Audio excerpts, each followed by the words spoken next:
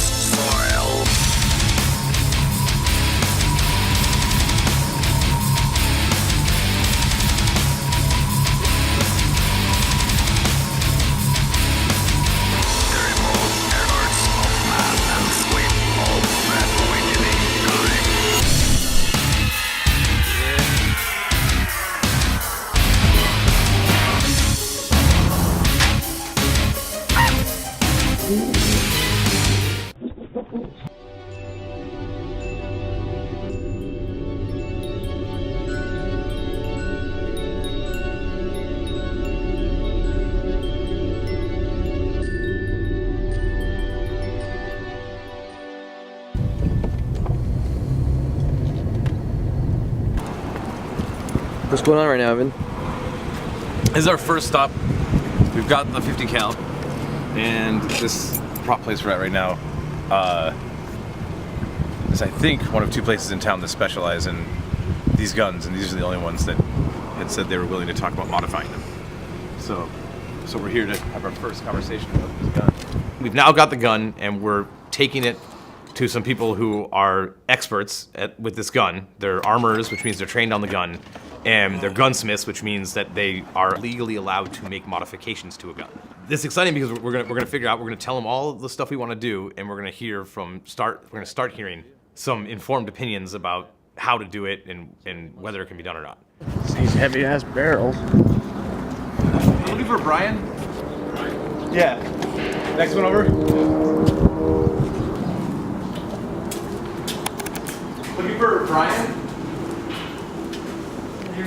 Oh, this is the spot? So right now we're at the hand prop room. There may be more, but there's two that I have found so far that seem to be the main ones. There's two prop houses in Los Angeles that specialize in supplying these guns. They specialize in supplying guns, period. Because obviously these are used all the time in World War II movies and all kinds of other movies. And one of them is ISS, and we already went to ISS, and they basically said that they have no interest in helping us. And so now the hand prop room is our only hope, because they're the other guys in town who rent these, know about them, and modify them. Here, let me grab my other gun guy, my cohort. Okay. Yep. Oh, Brian, nice to meet you. We finally got all the stuff there to show them, and we get the gun out, and we explain to them all the things we want to do. Their initial reaction was, it can't be done. There's no way that a person can hold this gun. But then, once we explained to them kind of all the research we'd done and how we are attempting to tackle it, at least the main machinist gunsmith guy there seemed like he turned. I'm Aaron, by the way. Oh, Evan. Evan, Good to meet you. Joel. Joel? Yeah. He was like, oh, maybe that is possible. And then he seemed like he started getting excited. He was like, wait, that could be awesome. You basically want to put it as short as possible, is what I'm trying to get at. Yeah, and also, I mean, This is a weird thing. Now, are they going to be walking with this? Yeah, I mean, I'm gonna be the one that's actually carrying it, so it's. But the idea is basically you've got this thing, right? And you're gonna have it mounted on basically a mount like this. So most of the weight's gonna go on your hip. You don't put straps on and stuff to make it a little easier to manage. And then you're gonna throw. I have a solenoid trigger for the back, and I'm gonna take the sights off. Put a handle here. So you'll have it like this, and some kind of handle. I haven't thought about it. The solenoid runs off, I think it's 24 or 48 volts. Yeah, it's 24 volts, so Okay. we need a battery pack or something for that. This, technically, that is my personal project that I bought because I really badly want to do this. And so of all the modifications, I'm hoping to also be able to run live rounds. Blanks will be used on the movie, but then I'm wanting to take it and do some tests and shoot Whatever plates. you do afterwards, That's on you. That's on you. That's on you, that's fine. Yeah. but what we're saying is if we cut this barrel down, you may never be able to run it live again. The scary part about this is you have a cartridge right here coming out next to your Dropping each nuts. time. Yeah. All right? Yeah. And if there is a problem, which maybe there won't be, but there's a chance it's going off right next to your nuts. And the scariest part, so behind a 50, the safest spot is behind it. Because if Yeah. it does explode, it's either going to go left, right, top, or bottom. It doesn't go backwards. Yeah. And you have all this material behind you. Yeah. So, I mean, if there was a way that you would have it in front of you, it would be a heck of a lot safer than right next to you. Because if there's something that does go wrong, Yeah, you're right there. it's right there. It is right fucking there. It's like a little hand grenade. He was really worried about what did he kept saying? He was really worried about the gun blowing my balls off. Which was funny when he said it once, but he said it like 8 times. And I'm like, oh my gosh, this is a big concern. I didn't think that this part of the modifications we were doing are a big concern, but this means that now I think I'm going to be wearing a cup at least when we do the first tests. Just at least in his honor. I mean, this is thin up here, so it'd be easy enough to machine from here to there. Yeah. But I've not done something that short. Yeah. I've never done something that short. One of the big challenges is that this gun weighs, give or take, 100 pounds. It weighs over 100 pounds in certain configurations, and it's so huge. To do what we're doing, to turn it into this crazy compact thing that a person can carry, we have to shave as much material off it in any place we can find. And one of that is shortening the barrel quite substantially to probably down to this size, like 18 inches. That was the first thing that came up that they had concerns. They're like, they've never done it, they don't know of anybody who's done it, and they're not exactly sure what will happen. So I'm feeling mostly good about this, right? It seemed like all the guys who actually do the work, the guys who are the ones who do the building, were excited by the time we left. They're saying they're gonna get back to us with a quote, and if they do, that is gonna be awesome. But we will see. There's the gun body. Right? And the barrels. Oh shit! Whoa! What the hell? We brought the machine gun to Clayton's house to show everybody, and Tori happened to just show up while we were unloading the thing out of my trunk, which probably made us seem way crazier than we are to him. What do you got there? What's up, brother? Tori Belici, who is one of the Mythbusters, but also most people don't know, is secretly a master, like, special effects person. Like, he's built, like, miniatures for, like, Star Wars, and he worked in Industrial Light and Magic before he was on Mythbusters. So he's helping us out on this. He helped us out on Chunky and the San Diego Twins, making a couple special things we needed. And action!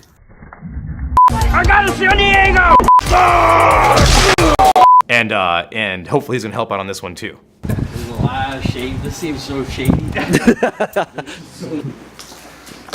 There's the body of it. Oh, dang. That's the Browning M2. Holy crap, that's so badass. Yeah. So you bought it? Yeah. And it's a... It's real. It's just totally real.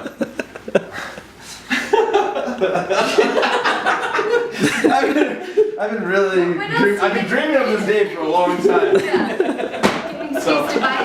So we got a heavy barrel and aircraft barrel. And then you're gonna be like, Yeah, like in the things. look!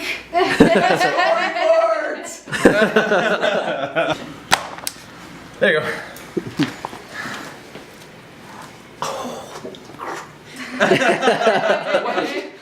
Are you gonna make a props for the? I'm gonna make a special harness so you can. No, but I mean, like, that's gonna get really heavy. Big ass gun. This will be fun. But I mean, if you want to make, like, when we go over and talk to those guys, if you want to make a mold of this, Oh, and then do a. so that we can, like, pour you one in. Then to have a lightweight one to carry around. Yeah, and it'll look just as real, and especially for long shots, so you don't have to, like. Yeah, he Hold up. needs. To carry. Yeah, would it he be needs that bad one. if it was attached on your hip with a little thing? So obviously, Tori came over to see the machine gun, but that wasn't actually the full purpose. He's really excited to introduce us to this effects house that can hopefully help us with a bunch of our like creature and makeup and who knows what else. I'm excited to see what they have to say. Gary. Nice to meet you, Gary. Hi, I'm Chelsea. Yeah, Tori took us to this prop house. They do all kinds of visual effects, like gore stuff, creature design, all kinds of casts and molds, and like they had artists in there working on this secret projects. Dude, Bearlock would be fucking stoked on it. But Bearlock is my brother, who's an artist working on the miniatures. Hell yeah!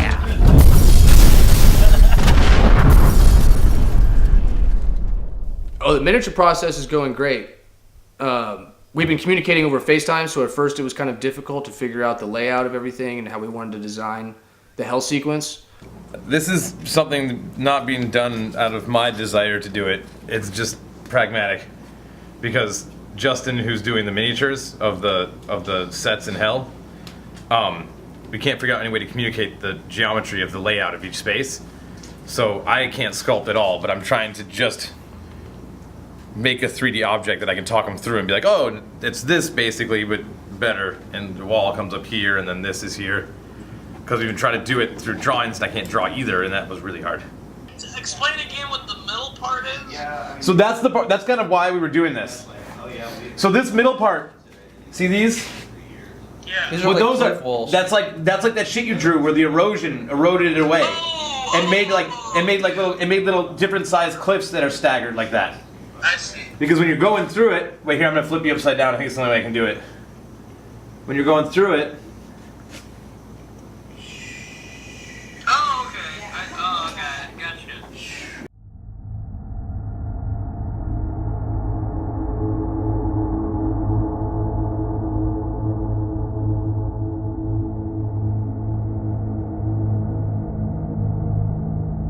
But behind him, oh shit, turn around, Captain. Oh fuck. That's the scene.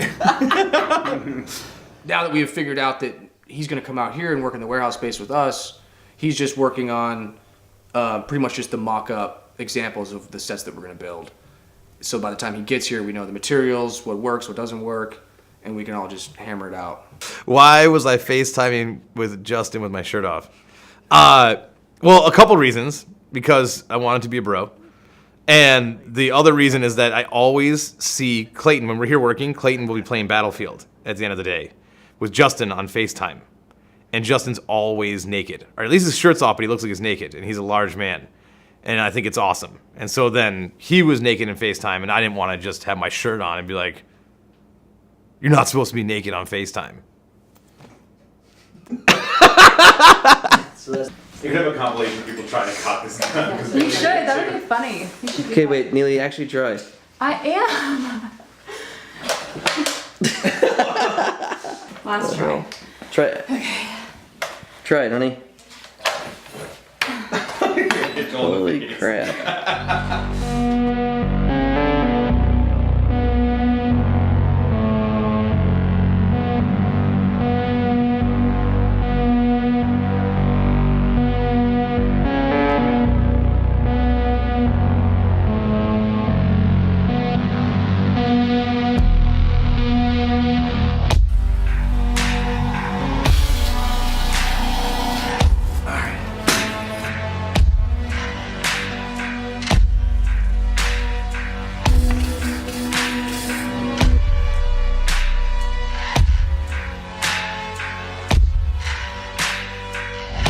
So it's the moment of truth. We've got the gun, we've got the ammo, we built the stand, and the first step is to take it out to the range and fire it the way it was designed, unmodified, with single semi-automatic rounds, both live rounds and blanks, to start to get to know the gun and understand, how it acts, how much it kicks, how loud it is.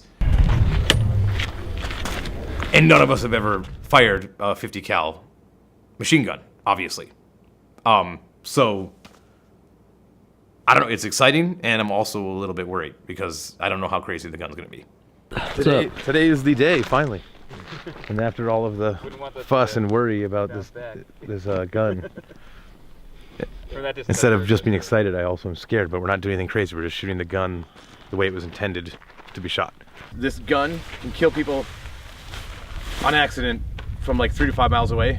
And it seemed like there was only a couple miles that way, some shit. And we don't know what's on the other side of the hill. They don't shoot high. And that's how it happens by shooting up. The bullets will go so far, and they're really heavy, and they're going really fast. So anyone, if this all is going well and we all take turns shooting, let's not ever aim it above halfway up this hill. Yeah. So because we don't know the sights or anything, so we don't want to accidentally launch a bullet over the hill.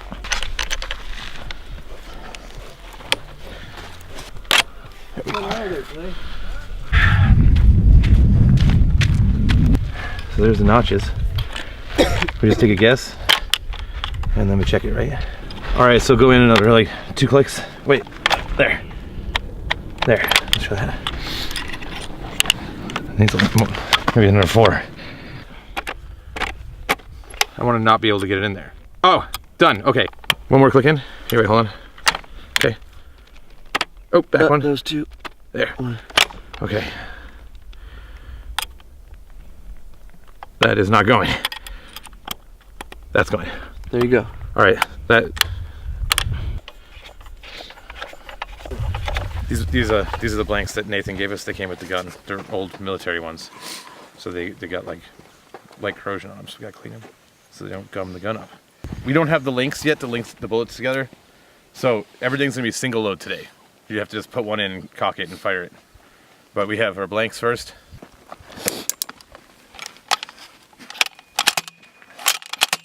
So you can see we're clear. We're clear. That's it, right? Yep. This lane is hot. I'm gonna try it. Hot lane. All right. Loading. And theoretically firing. That wasn't crazy at all. Hell yeah. Hell yeah. Feels pretty good. Fuck. It feels pretty good. Pretty clear? Clear? Clear. Fire in the hole.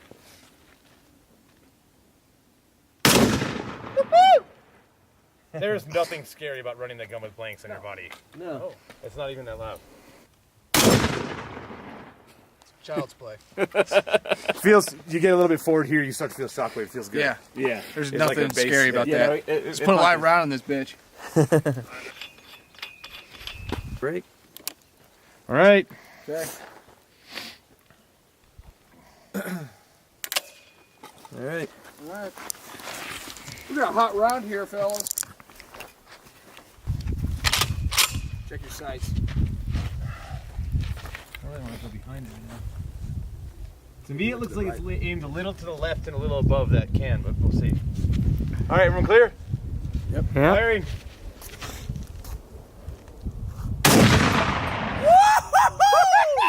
That was a lot different. Yeah, that was a lot different. Oh yeah. I'm not deterred yet. That didn't feel crazy on my hands. That felt like it would probably be way too much fun to shoot if it was mounted to your body. That was badass. That was about twice as loud, at least. Yeah. Maybe Yeah. 3 times. Fire in the hole. I don't know that you know if you hit. Yeah! I think you did hit it. Here, Bill, you're up. Give me that camera. There you go, boy. Yeah, you got it. Yeah.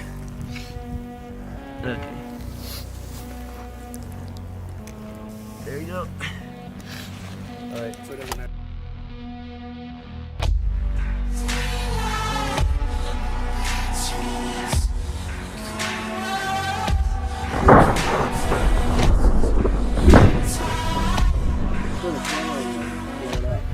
I'm stoked. Gun works. Yeah, the gun works. Both less scary and more scary than I thought it would be. It's less scary behind the gun because everybody was like, "It's so crazy. It's like a fucking Yeah. thing hits you," and I'm like, I don't know about that. But when you stand next to it, it is like a thing hits you. So when it's here, it's gonna be a little different. Yeah, when it's there, you're gonna want the mask at least for testing. We're gonna need a helmet or some kind of. That's like 6 feet. More. Like it ends like here basically. Oh, the shockwave. Yeah. Yeah, it's gonna be big. But look how much it ends. Look how fast it ends this way, though. But I can tell. I know for sure. I mean, I know as much as I can know until we test. I mean, look at that, Evan. That tells you a lot. What? There's the shockwave coming backwards. It only goes to like here. Yeah, but it's enough to disturb the sand. It looks like. But we've also been stepping there. It's not hot, but it's pretty. Feel it here. Oh, yeah. Intermittent firing. It's that feels nice. I know it's cold out here. I kind of warm your hands. hands. Warm our hands up. Get some. I'm gonna leave you. This thing definitely needs this hip mount. Because even though it's cool, it's not very fun. Yeah. It has to be down. It gets old real quick. I thought it would. Having to get on the ground like that. Let's roll out. Yeah, let's do it. This movie is a puzzle. It is a friggin' puzzle. Every project, to some extent, I'm sure is a puzzle, and every movie is a puzzle to some extent, but this one is a much bigger one. Everybody that we've talked to has been like, you need millions of dollars to make this. How are you going to do this on the budget you have? We don't have that much money.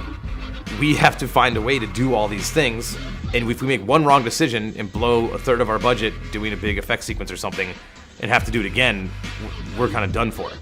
So that's where I've been right now, and things like this, like Tori taking us around to introduce us to his friends and getting other people excited and figure out what little bit each person can contribute to try and make this thing happen is not only awesome, but it's I think it's the only way that we'll ever be able to execute this film, is by putting all these pieces together somehow in the most clever way possible.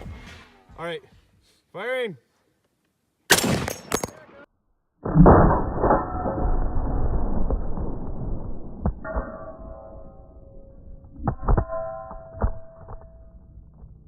Camera on there, right? It'll take us 5 more to get that shot. Go to Patreon and support Gold Wolf. Movies and machines. What's wrong with you, Clay? I don't know. We gotta get out of here.